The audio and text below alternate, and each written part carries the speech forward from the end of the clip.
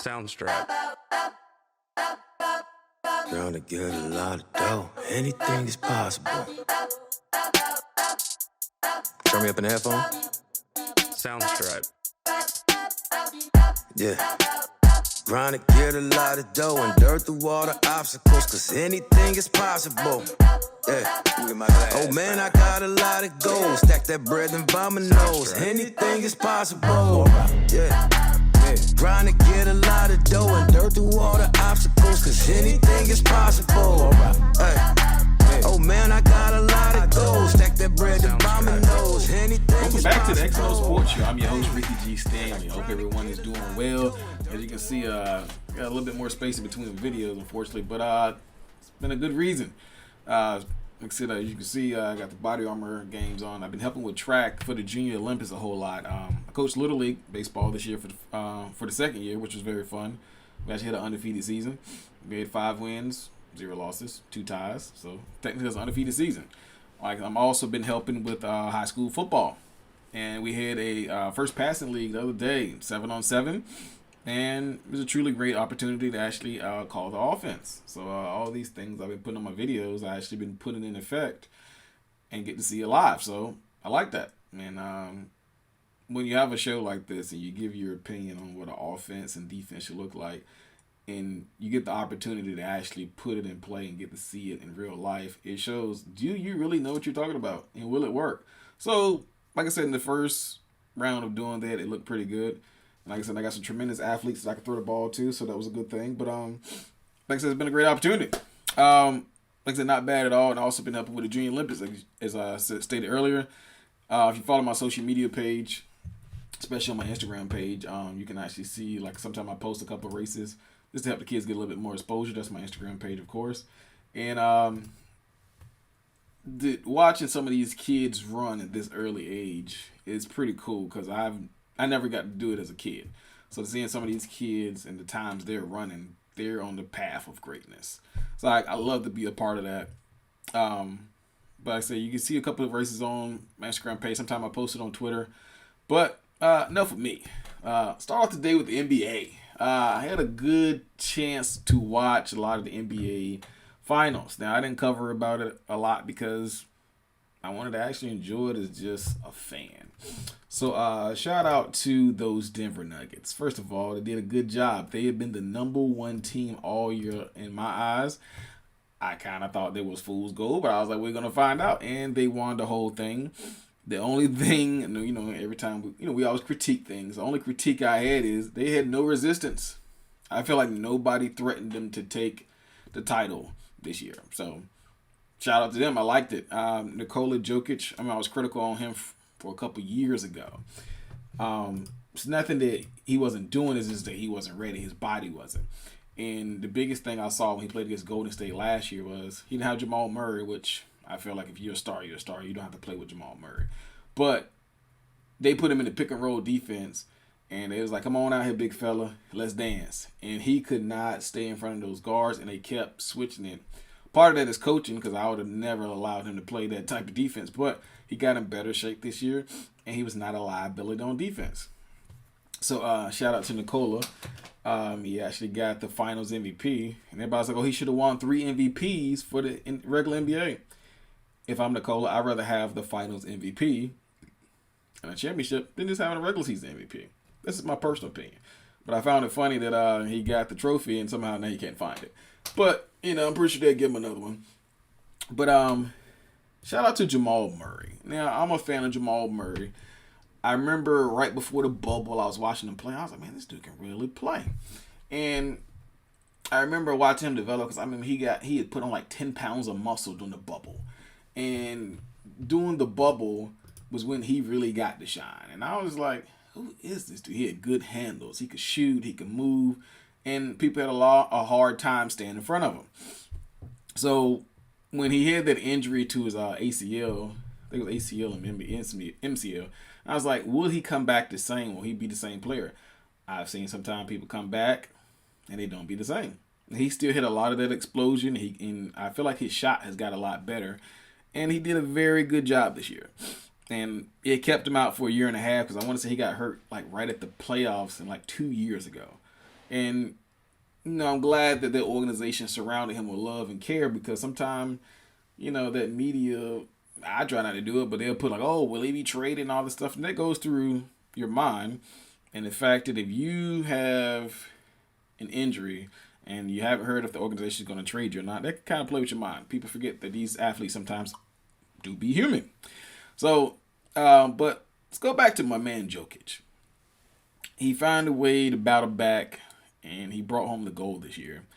And like I said, one thing that I thought about Jokic was, I love the fact that he is not super athletic. I mean, my man Stephen A. Smith said he can't even jump onto a curve. He's not that athletic, but he has a lot of finesse and fundamentals to his game. He is one of the best big man passers I've seen in a while. Like most time when I was growing up, I was watching big men. They turn it back to the basket, they'll dunk on you, give you the sky hook. You had Hakeem the Dream that can give you the up and under, had all that feet work, but you never saw too many like passes. It's like, oh, okay. So, like I said, he done that well, and he finished his regular season off with 24.5 points, 11.8 rebounds, and almost 10 assists at 9.8. That's outstanding. The fact that you're a center and you doing, first of all, a double-double. And to be honest, if he wasn't really into passing the ball, I'm pretty sure he can do 24 and 20 in, points and rebounds. But I'm glad he's an all-around player. But everybody already seen that he can do this. Now into the draft and in the future, everybody's going to try to draft the next Nikola Jokic. I think that his skill set, I would say if he plays 15 to 16 seasons healthy and plays well, he can go down in that talk of one of the best big men to ever play. Like I said, he has a whole lot of finesse. He kind of reminds me of a lighter version of Tim Duncan, but could shoot a little better, because I don't remember seeing Tim pull too many threes. But I like him. And that is pretty much the good news surrounding the NBA. Let's talk about the bad news. So, as you can know and tell, that this young man, there he is. This young man is now suspended. This is JaMorant. JaMorant, I remember watching him when he played for college. He was in college. And I was like, this guy's different. I never forget, I worked at this data center. And he pretty much was telling me about JaMorant. I was like, who is this kid? And I just knew about Kobe White and a couple other guys. But when I tell you this dude could jump, he was athletic, he understood the game, and they did a reverse pick and roll where the big actually did a pick and roll and gave him a backdoor pass, and he dunked it. And I was like, this kid is something special. Now, I also had him over the Pelicans' Zion Williamson. I just felt like he'd be a better pick. He's done everything that he's supposed to do basketball-wise. But it's just off the court stuff is killing him. And I'm looking like, somebody need to get in his ear and be like, hey, you're going to blow this grand opportunity. Now, like I said, he done got the contracts. He done got the endorsements. And before this, in my personal opinion, he was about to be the face of the NBA. Hands down. Like I said, he was on the way of probably verge of having, a lot of good seasons if he stayed healthy. But now, with the antics with, I don't like to talk about the negative stuff, but, it was pictures with firearms and all this other stuff. There's a whole lot of other investigations, but a lot of it is hearsay. But I was worried about what he got suspended for. So he's going to serve a 25-game suspension. And it could have been a lot worse, because he's already served 8 last season. But the thing is, he served 8, and he turned around and got to serve 25. And it's like, maybe he didn't learn his lesson. So why 25 games? And I was doing a little digging. I'm like, that's kind of an odd number. So I made a statement a couple years ago with Steph Curry. Big fan of Steph Curry. But he got, I think he had the scoring title. But I'm just like, he only played like 55 games. So your points kind of can be inflated if you don't play as many games. So now they changed this rule in the new bargaining chip that you have to play at least 65 games. So that's in order to be eligible for MVP, defensive MVP, all NBA, which a lot of guys do have to get all NBAs to get those extended bonuses. So by him missing 25 games, it eliminates him from all of that already. Like, no matter how good his season is, he cannot get none of that by the new rules. So it's gonna hurt his pockets a little bit. Outside of missing 25 games, between endorsements, other businesses and incentives, he's due to miss $60 million next year. That's a whole lot of money. I understand he's already rich, but you don't let $60 million just walk away. You know, you can invest it in something or somebody. I just feel like get the money while you can and just start doing foolishness. Like I said, I don't like to talk about negativity, but sometimes you just got to bring it up. JaMorant, still rooting for you. Hopefully you can get your stuff together. Still feel like you're one of the best players. Best young players coming up. But you got a lot to prove and mature. So hopefully like his talents and his potential won't go to waste. And like I said, we're looking out. Hopefully JaMorant, you get your 25 games. Going into next season, come back on the straight and narrow. But moving on, let's go to the NFL. In the NFL, this time of year, you get all the mini camps, and you get to see the rookies and the veterans run around a little bit. And most mini camps are a chance for coaches to actually evaluate the nucleus of your team that was coming in. So if you're a new coach, mini camps are very important because you need this time to see who can do what. Can he still run? Can he still run? And vice versa. And see your rookies actually blend a little bit with your veterans. Now, sometimes with veterans that are making a lot of money, they ain't coming to no mini camp. You know, A, they don't want to, risk injury, or two, they just don't feel like it. So I feel like the fact that mini camps are great. If you got a star receiver, you know he's going to come in and plug and play. Then he ain't got to come. But if you're on a new team, it gives you a chance to gel. Now, speaking of mini camps, one that it just blew my mind. The Jets elected to actually cancel their mini camp. And it was like they're going to report to training camp 1 week earlier. Now, I know Aaron Rodgers had a calf injury. I know this shouldn't have anything to do with it. But it's the fact that when you cancel a mini camp, you have a whole lot of new pieces coming in. This is to get them moved around and get them to understand, like, hey, a couple of hand signals. The small stuff is what's going to matter in this mini camp. And the fact that you cancel it, now you're trying to combine and squeeze all this other stuff with your offense, your defense. You got to learn like body language, hand signals. It's a lot that goes into football, and you're going to try to squeeze that into 3 weeks right before. I think it's a recipe for disaster. That's what I really feel. But if they don't win, they will bring this back up. And because brought Aaron Rodgers in, a veteran, and it's kind of like a boom or a bust. And they bust, oh my God, he's going to pay the ultimate price. And they may probably fire him. Let's hope not, because I never want to see anybody get fired. So, like I said, they will come back up. Man, if they somehow go to the playoffs and show a good showing, could be okay. But, moving on. Let's go to my rookies. Like I said, we was talking about the Jets, and that's Aaron Rodgers right there. Let's go to my rookies. And I feel like this rookie class, I think it's going to be okay. I don't think that these guys should be brought on too early. So prime example, I like what the Texans are doing. They're hosting a open tryouts for the quarterbacks. If you got a backup, a guy that's supposed to be a backup, and you got a rookie, if they're even, then you start the rookie. But if they are not, allow him to be brought on to the point he's comfortable, and then you put him out there. They throw these guys out there early and get some of these guys shell shocked, and they never return and be the same. So I like what they're doing with C.J. Stroud. I think C.J. Stroud could be. He was one of my favorites coming out. I like, which we're gonna talk about Bryce in a few minutes. I like Bryce, but I just feel like C.J. had the build for the NFL already. He's tall, got a big build. You can put 20 pounds on him, and he'll still be fine. So like I said, CJ, I've heard nothing but good things. He's making good strides in this season. If he doesn't start game one, it is okay, because they got a brand new coach and they got to figure out their philosophy. So if I am the Texans, take your time with him.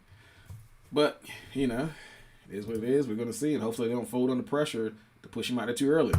Next up is Bryce Young. Bryce Young was one of my favorites. Like I said, I liked C.J. Stroud coming out because of his physical stature. But there was nothing negative about Bryce besides his height. Now, the way the NFL is, he's going to be in the shotgun most of the time. But the thing is, he did go in the center. He'd still be fine. They're talking about, what about the balls getting batted down?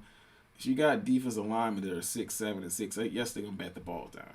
But as an offensive coordinator calling plays for this guy, you can just call stuff to go outside the numbers. Like, it'll be fine. Put speed in space. And then, of course, the offensive linemen just have to hit these guys in the gut to keep their hands down. But, that's all detail for other stuff. But I like what Bryce is doing. He started taking command of his offense, and they have a lot of faith in him already. Bryce, keep working. I like what you're doing. Looking forward to it because, of course, I live in North Carolina, so, of course, I'm probably have to see a lot of Panthers games. But hopefully they don't suck this year. Good luck, Bryce. And also, Bryce is already, looking at my notes here, he's already taken the place over Andy Dalton already. So that's a good sign that he's already done that early. Andy Dalton is I still think he's serviceable. He's not what he used to be, but as we get older, we can't do the same thing. So I like that he's already taken that ownership, and is probably going to be the QB1 going into the actual camp. Next up, Anthony Richardson. I'm going to keep it consistent with Anthony Richardson. I still haven't understood why the coach drafted him. Now, I don't think he's that bad, but I just felt like he has to be in the right situation to succeed. And if he's not, he's going to look like a bust, and it's not going to be any fault of his. He's a strong, athletic kid, and I think if you put him in the right system and allow him to succeed and bring him on over time and not have to take over the game by himself, Anthony Richardson could have a pretty decent career. His ceiling would be his bottom would be a bust. His ceiling right now would be a good Cam Newton. That's nothing to sneeze at. I feel like Cam Newton had a pretty decent career. But all I like to say is, with his skill set right now, what I saw for the University of Florida, I didn't see a number 3 pick. I didn't. And they're trying to gas it up. These guys are doing this for ratings. I'm keeping it real. But I did do some research on him. Outside of his skill set, I did find he's an excellent young man. He's a very humble kid, and I love those types of mentalities. I can work with that. If you come in hungry every day and we see your mistakes, we can correct those if you're willing to work. Now, as for him being a top quarterback this year, I don't see it. But if he survives his rookie year and have a decent season, he has something to roll into. Now, I'll take him over the kid that's Trey Lance. I'll take him over here because Trey Lance didn't show me anything in college. He was athletic, but I didn't see anything outstanding that he would be a starter in the NFL. And like I said, I'll take this guy over. So he's he's a humble servant, and I think in due time we will figure out how good he really is. But as for time, this is mine. I'm your host, Ricky G. Stanley, and I am out of here. Trying to get a lot of dough. Anything is possible. Turn me up in the headphone. Sound stripe. Yeah. Trying to get a